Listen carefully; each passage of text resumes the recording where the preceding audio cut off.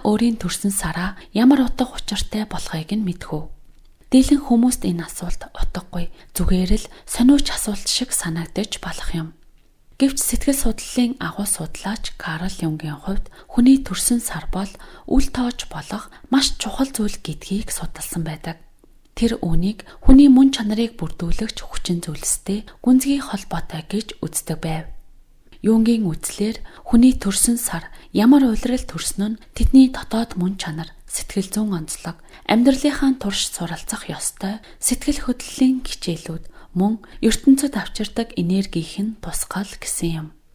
Энэ бол мухар сүсэг биш, харин хүн өөрийгөө танин мэдхэд онцгой ач холбогдолтой байдаг аж. Хэрв таны төрсөн сар таны зан чанарын нууц хэсгүүдийг нээж, дадал зуршил, сэтгэл хөдлөл, амьдралын зорилгын талаарх илүү гүн ойлголтыг өгдөг гэж төсөөлбөл яах вэ? Сонсоход сүржин мэт боловч Юнгийн архетип, хамтын ухамсар, байгалийн хэмнэлүүдийн тухай онолуудыг судлах юм бол энэ санаа ямар их утга учиртайг та ойлгоно. Карл Юнгийн архетип гэх ойлголтыг товчхон тайлбарлаж өгье. Хүн төрлөختөнд нийтлэг байдаг төрөлхийн дотоод дүр, зан үйлийн хэв маяг, сэтгэл зүйн загвар бол архетип юм. Ингээнээр хэлэх юм бол архетип гэдэг нь бидний ухамсаргүй дотор оршдог дүрүүд бөгөөд тэдгээр нь бидний бодол, мэдрэмж, зан авирт нөлөөлж байдаг байна. Юнгийн судалснаар эдгээр архетипууд сайн эсвэл муу биш, харин хүний дотоод ертөнцийг бүрдүүлдэг зайлшгүй хэсгүүд юм. Хүн өөрийн архетипийг таньж, ухамсарлах тусам өөрийгөө илүү гүн ойлгож, амьдралаа илүү тэнцвэртэй авч явах боломжтой болдог юм. Одоо цааш нь үргэлжлүүлье. Хүний төрсөн сар нь тухайн хүний сэтгэл зүйд онцгой нөлөө үзүүлдэг бөгөөд сар бүрх өрийн гэсэн сэтгэл зүйн энерги, зан чанарын өнгө аястай байдаг юм. Тухайн хүний төрсөн сар нь тэдний зан төлөв, сэтгэл хөдлөл, амьдралын чиг хандлагад хүртэл нөлөөлдөг гэж үздэг. Юуны өмнө Юнг орчлон ертөнцид давтагддаг загвартай архетипүүдээр дүүрэн гэж үзсэн байдаг. Эдгээр архетипууд бүх соёл, домог, хүний туршлагад давтагдан гарч ирдэг нийтлэг дүрүүд юм.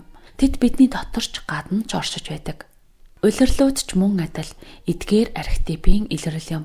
Өвлийн нам гүн байдал, хаврын сэргэлт, зуны оргил үе, намрын нам гүм зэрэг нь хүний сэтгэл зүйн өөр төлөвийг илэрхийлж байдаг. Тиймээс тухайн улирал төрсөн хүн тэр энергиэс тодорхой хэмжээгээр нөлөөлөл авдаг гэж Юнг үзсэн юм. Жишээлх юм бол 3 дугаар сар бол шилжилтийн үе. Өвөл дуусч хавар эхэлдэг энэ сар нь сэргэлт, шинэ амьдралын бэлэгдэл юм. Энэ сар төрсөн хүмүүс ихэвчлэн дотоод өөрчлөлтөнд мэдрэмтгий. Хоёр туйлын дунд оршдог, гүн мэдрэмжтэй хүмүүс байдаг. Тэд өөрчлөлтийг амархан мэдэрч дотоод тэнцвэрийг эрэлхийлдэг. Харин 1 эсвэл 7 дугаар сард төрсэн хүмүүс илүү тогтвортой, тууштай, өөрийн үзэл бодолтой бат итгэх хандлагатай байдаг байна. Тэд бүтээгч, зохион байгуулагч, хүмүүсийг нэгтгэх тулгуур баг нь болох нь илбэг. Ийм хүмүүс урт хугацааны зорилго, тэсвэр төвчээрийг илэрхийлдэг. Юнгийн хувьд цаг хугацаа өөрөө сэтгэл хөдлөл, хэмнэл түүхтэй. Бид тодорхой нэг мөчөд төрөхдөө тэр үеийн бэлэгдэлт энергийг өөртөө шингээж авдаг. Энэ нь бидний хувь тавилан заавал тогтоохгүй ч өөрийгөө ойлгоход туслах зураглал болж өгдөг юм. Ингэснээр төрсөн сар маань зүгээр нэг огноо бус, харин бидний дотоод ертөнцийг таних түлхүүр болон хувирна. Таныг төрөх үед байгаль ямархуу байсан бэ? Өдрийн цагаар байгалийн гэрэл ихтэй байсан уу? Эсвэл харанхуй болж байсан уу? Эдгээр бүх хүчин зүйл таны дотоод ертөнц, сэтгэл хөдлөл, амьдралд хандах хандлагад нөлөөлдөг гэж Юнг үзсэн байдаг. Одоо сар бүрийн архетипийг товчхон авч үзье. Гэхдээ нэг зүйлийг санаарай. Архетип гэдэг нь таныг хэн байх ёстойг заадаг зүйл биш юм. Харин өөрийгөө илүү сайн ойлгоход туслах тойл юм. Тухайн жилийн эхлэл хамгийн хүйтэн үе бол 1-р сар. Энэ үе бол хүмүүс илүү ихийг эргцүүлж, өөрийгөө ажиглаж, өнгөрсөндөө дүгнэлт хийх хандлагатай байдаг цаг үе юм. Тиймээс 1-р сар нь зүгээр нэг шинжил эхэлж байгаа үе биш. Харин дотооддоо эргцүүлэн бодож, тухайн жил болоод цаашдын ирээдүгээ тодорхойлох үе болдог. Карл Юнгийн үзэж байснаар 1-р сард төрсэн хүмүүс ихэвчлэн наснаасаа илүү төлөвшсөн, хариуцлагатай байдаг. Тэд нэг их дуугарч бусдын анхаарлыг татахыг хүсдэггүйч хэлэх үг бүр нь утга учиртай, бодож тунгаасан байдаг. Ийм хүмүүс амьдралынхаа шийдвэрүүдийг яруу гаргадаггүй, харин урт хугацааг харж төлөвлөдөг байна. Тэд ихэвчлэн дотоод ертөнцийн төвлөрсөн, тайван, тогтуун зан ааштай байдаг. Гэтэ заримдаа хит нухацтай, хит болгоомжтой байдлаасаа болж амьдралын хөнгөн, энгийн сайхныг анзаарахгүй өнгөрөх нь бий. Тиймээс 1-р сар төрсөн хүмүүсийн хувьд ухаалгаар бодож төлөвлөхийн хажуугаар амьдралын энгийн баяр баясгалыг ч бас мэдэрч сурах нь чухал юм. Юнгийн үзлээр 2-р сар нь алсын хараатай, ирээдүйг хардаг хүний архетиптэй холбоотой. Энэ сард төрсөн хүмүүс ихэвчлэн юмсыг одоогийн байдлаас цааш нь харж төлөвлөж чаддгаас гадна боломжийг олж харах чадвартай байдаг. Тэдэнд шин санаа, шинжлэл, өөрчлөлтөнд тэмүүлэх хүсэл их байна. Уламжлалт, хэв маяг, тогтсон дүрмэнд баригдах дургүй, өөрийнхөөрөө сэтгэхийг илүүд үздэг байна. Ийм хүмүүсийн зан чанарт бага зэрэг эсэргүүцэл, бусдыг сөрөх хандлага ажиглагддаг. Гэхдээ энэ нь зөрүүд зангаас бус, харин илүү сайныг эрэлхийлж байгаатай нь холбоотой юм. Тэд ихэвчлэн бүтээлч сэтгэлгээтэй, мэдрэмж сайтай байдаг ч энэ талаа тэр болгон ил гаргаад байдаггүй. Заримдаа тэд өөрсдийгөө бусдаас тусгаарлагдсан мэт мэдэрч болно. Учир нь тэд бодлын ертөнцийн илүү амьдардаг. Өдөр тутмын бодит байдал нь тэдэнд хэтэрхий энгийн санагддаг. Тиймээс 2-р сард төрсэн хүмүүсийн хувьд өөрсдийн санаа, төсөөллийг бодит амьдралд хэрэгжүүлэх арга замыг олох нь чухал юм. 3-р сар бол шинжлэл, дахин төрхийн архетиптэй холбоотой сар юм. Энэ нь байгаль сэргэж, өвлийн дараах амьдрал дахин хөдөлж эхэлдэг үеийг илэрхийлнэ. Юнгийн үзлээр 3-р сар нь харанхуйгаас гэрэл рүү, унтаа байдлаас сэргэлт рүү шилжих мөчийг бэлэгддэг. Иймээс энэ сард төрсэн хүмүүс дотоод гүн мэдрэмжтэй, сэргэлэн мэдрэмтгий, сэтгэл хөдлөлөө хүчтэй мэдэрдэг байх нь илбэг байдаг. Тэд ертөнцийг илүү гүн гүнзгий мэдэрч, бусдын анзаардаггүй нарийн өөрчлөлтийг хүртэл олж хардаг. Мөн уран сэтгэмж сайтай, сэтгэл хөдлөл ихтэй, урлаг байгаль, дотоод ертөнцтэйгээ гүн холбоотой хүмүүс байдаг байна. Гэтэ ийм хүмүүс заримдаа мэдрэмжиндээ хит автдаг, эсвэл бодлын ертөнцийн төөрөх магадлалтай. Тиймээс 3-р сард төрсэн хүмүүсийн хувьд дотоод ертөнц ба бодит амьдралын хооронд тэнцвэрээ олох нь чухал юм. 4-р сар. 4-р сар бол ирч хүч хөдөлгөөнөөр дүүрэн эхэлдэг. Өдөр уртасч амьдрал дахин сэргэж бүх зүйл хөдөлгөөнд ордог сар байдаг. Энэ сар нь дайчин, аливаа зүйлсийг эхлүүлэгч архетипийг илэрхийлдэг. Өөрөөр хэлэх юм бол зориг, үйлдэл, идэвхтэй байх чанарыг илтгэнэ. 4-р сард төрсэн хүмүүс ихэвчлэн зоригтой, өөртөө итгэлтэй байдаг. Тэд шин зүйл эхлүүлэхэд бэлэн, санаачлагтай хүмүүс байдаг байна. Тэдэнд ирч хүч, идвэх, хүсэл тэмүүлэл их байдаг бөгөөд өөрсдөө хичээгээгүй ч хүмүүсийг араасаа дагуулж чадна. Гэвч энэ архетип заримдаа сөрөг талтай байж болно. Тэд хит их яарч дүрэгдэх, эсвэл бага зэргийн ширүүн зан чанартай байх талтай. Тиймээс 4-р сард төрсэн хүмүүс хизээ урагшлах, хизээ төр зогсгоо таньж сурах нь чухал юм. 5-р сар. 5-р сар бол бүтээгч, тогтвортой байдлын архетип юм. Энэ үед байгаль бүрэн цэцэглэж, амьдрал тогтвортой, жигд химнэлтэй ордог. 5-р сард төрсэн хүмүүс ихэвчлэн тогтвортой, төвчээртэй, гоо сайхныг мэдэрдэг, аливаа зүйлийг удаан хугацаанд тууштай бүтээх чадвартай хүмүүс байдаг. Тэд бүтээх, арчлах, өсгөх дуртай бөгөөд амьдралын энгийн боловч үн цэнтэй зүйлсийг эрхмэлдэг. 5-р сард төрсэн хүмүүс ихэвчлэн газар шороотойгоо ойр, бие мах бодийн мэдрэмж сайтай, тайван, тогтвортой зан чанартай байдаг. Тэд өдөр тутмын дэг журманд дуртай, гоо сайхныг үнэлдэг, байгаль, урлаг, хоол унд зэрэг мэдэрхүйтэй холбоотой зүйлсэд татагддаг байна. Ийм хүмүүс ихэвчлэн халамжтай, үнэнч тогтвортой хүмүүс байдаг. Тэд эхэлсэн зүйлдээ тууштай хандаж, удаан хугацаанд үргэлжлүүлэх чадвартай. Гэхдээ 5-р сард төрсэн хүмүүсийн хувьд хит тогтсон байдалд автах, өөрчлөлтөөс эмээх хандлага гарч болно. Тогтвортой байдал нь тэдний давуу тал боловч заримдаа энэ нь өсөлт хөгжилд саад болж мэдэх юм. Тиймээс тэдний хувьд хамгийн чухал зүйл бол аюулгүй дасан орчноо хадгалахын хажуугаар өөрчлөлтийг хүлээн зөвшөөрч шин зүйлд нээлттэй байх хэрэгтэй юм. 6 дугаар сар бол хайгч эрэлхийлэгчийн архетиптэй холбоотой сар юм. Энэ сар жилийн дунд үед оршиж, өмнөх хагас ба ирэх хугацааны хооронд тэнцвэрийг тогтоодог. Гэрэл хөдөлгөөн идэвхтэй байдал бол энэ сартай салшгүй холбоотой. Эрэл хайгуулын архетип нь мэдлэг, холбоо харилцааг эрэлхийлдэг хүмүүсийг илтгэнэ. Тэд ихэвчлэн хурц ухаантай, нээлттэй сэтгэлгээтэй, сониуч, хурдан сэтгэдэг, бусадтай амархан нийцдэг хүмүүс байдаг байна. Тэдэнд хүүхдэрээ сониуч тогтворгүй мэт санагдах хандлага давмгайлагч энэ нь амьдралыг судлах, мэдэх гэсэн дотоод хэрэгцээнээс нь үүдэлтэй юм. Тэдний хувьд суралцах, асуулт тавих, шин зүйл мэдэх нь амин чухал. Гэсэн хэдий ч тэдэнд нэг сорил бий. Олон төрлийн зүйлсийг сонирхох, олон төрлийн санаа бодлон заримдаа анхаарлыг нь сарниулж, нэг зүйл тууштай төвлөрөхөд саад болдог байна. Тиймээс 6 дугаар сар төрсөн хүмүүсийн хувьд анхаарлаа төвлөрүүлж, сонгосон замаа дуусгах нь дотоод өсөлтийнх нь чухал хэсэг болдог.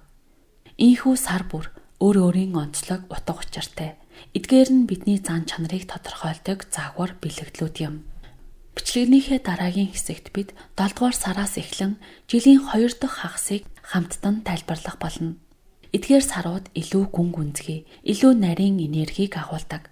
Юнгийн үзлээр жилийн 2 дугаар хагас нь хүний дотоод ертөнц гүнзгийрэх, сэтгэл хөдлөл хүчтэй мэдрэгдэх, өөрийгөө таньж мэдэх үйл явц идэвхжих үе байдаг гэж үзсэн байдаг.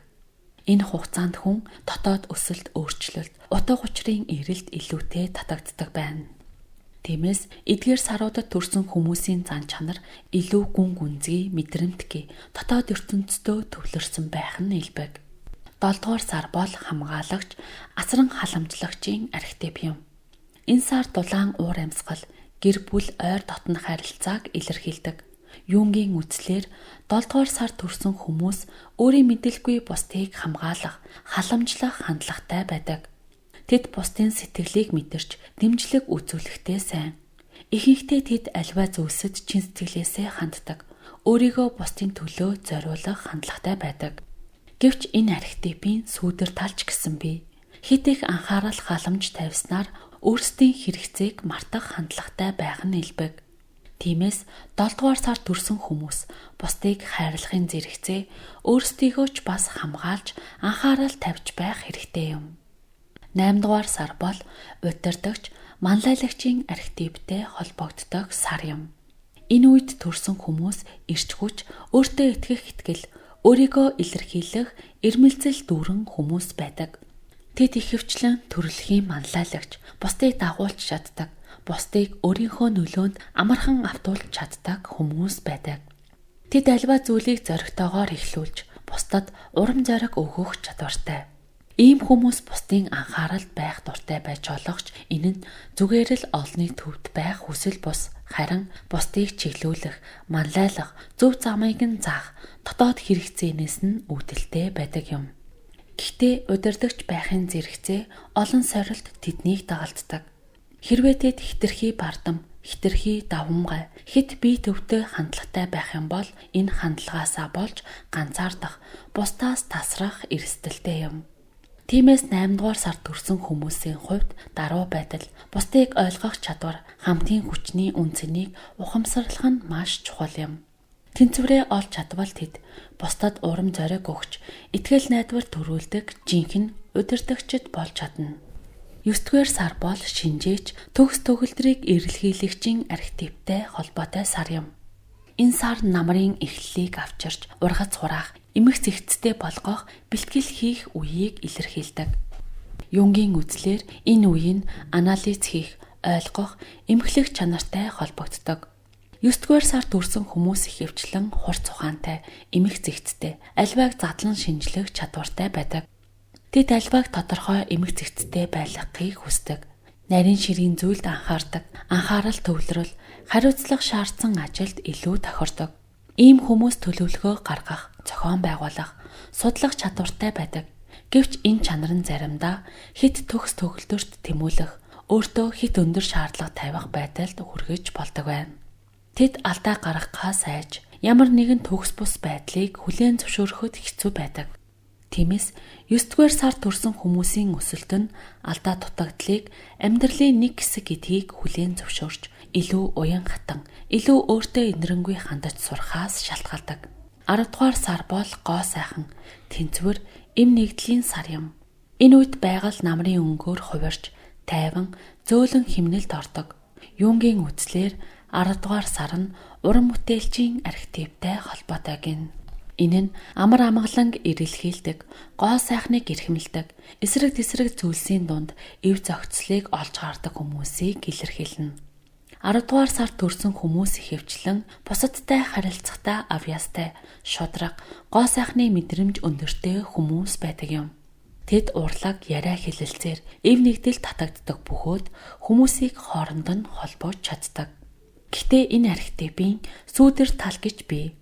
Зөрчилдөөнөөс зайлсхийх хүсэл нь заримдаа өөрийн бодол, хэрэгцээг дарж орхиход хүргэж магадгүй. Тиймээс 10-р сард төрсэн хүмүүсийн хувьд жинхэнэ тэнцвэр гэдэг нь зөрчилдөөнөөс зүгтах бус, түүнийг ухаалгаар даван туулах чадвар юм. 11-р сар бол алхимж, хувирал өөрчлөлтийн архетиптэй холбогддог сар юм. Энэ сар нууцлаг, гүн гүнзгий, дотоод ертөнцид чиглэсэн үеийг илэрхийлдэг. Өдөр богиносож, өвлийн нам гүн байгаль руу шилжиж, хүн өөртөөгөө нүүр тулах цаг ирдэг. Юнгийн үзлээр 11-р сард төрсэн хүмүүс дотоод ертөнцийн гүнзгий, зүн совин сайтай, үннийг эрэлхийлэгч хүмүүс байдаг. Тэд өнгөт зүйлд хуурдахгүй, нууцлаг, далд зүйлсийг ойлгохыг эрмэлздэг. Ийм хүмүүс өөрчлөлт шинжилэлээр дамжин дахин өөрийгөө нээдэг. Гэхдээ энэ зам амаргүй. Гүн гүнзгий дотоод өөрчлөлт нь өвдөлт, сорилтыг дагуулж болдог. Тиймээс 11-р сард төрсэн хүмүүс энэ замыг туулахдаа төвчээр, итгэл, дотоод хүчээ шалгах нь чухал юм. 12-р сар бол жилийн төгсгөлийг илэрхийлдэг. Аливаа зүйлийн төгсгөл, эргэцүүлэл, мөн шинэ эхлэлийг бэлэгддэг үе юм. Юнгийн үзлээр энэ сар нь мэргэн ухаантан, алсын хараатай хүний архетиптэй холбоотой байдаг байна. 12-р сард төрсэн хүмүүс ихэвчлэн төлөвшсөн, ухаалаг, ирээдүйг урьдчилан тооцоолж, төлөвлөж чаддаг хүмүүс байдаг. Тэд өнгөрснөө эргцүүлж, ирээдүйг ухаалгаар төсөөлөх хандлагатай. Ийм хүмүүсийн дотор философи сэтгэлгээ, гүн ухааны сонирхол, амьдралын утга учирыг эрэлхийлэх хүсэл гүн шингэсэн байдаг. Тэд ихэвчлэн амьдралын утга учирыг ирж хайж, бусдад ойлголт өгч, замыг нь чиглүүлж, урам зориг өгөхийг эрмэлздэг. Гэвч мэргэн хүний энэ зам дандаа амар байдаггүй. Заримдаа тэд бодолд хит автснаас бодит амьдралаас тасрах, эсвэл бодит байдлаас хит холдсон мэт мэдрэмжийг авдаг. Тиймээс тэдний хувьд хамгийн чухал зүйл бол мэдлэг ухаарлаа өдөр тутмын амьдралдаа хэрэгжүүлж сурах явдал юм. Юнгийн үзлээр хүн бүр өөрийн дотоод мөн чанарыг таньж мэдэх урт замтай байдаг. Энэ зам нь биднийг илүү ухамсартай, илүү бүрэн дүүрэн оршиход хөтөлдөг байна. Төрсөн сар маань биднийг өөрсдийгөө илүү гүнзгий ойлгоход туслах түлхүүр юм. Эдгээрийг ухаалгаар ашиглаж чадвал бид амьдралынхаа замыг илүү ухамсартай, утга учиртайгаар туулах боломжтой юм. Энэ хүртэл сонссон танд баярлалаа.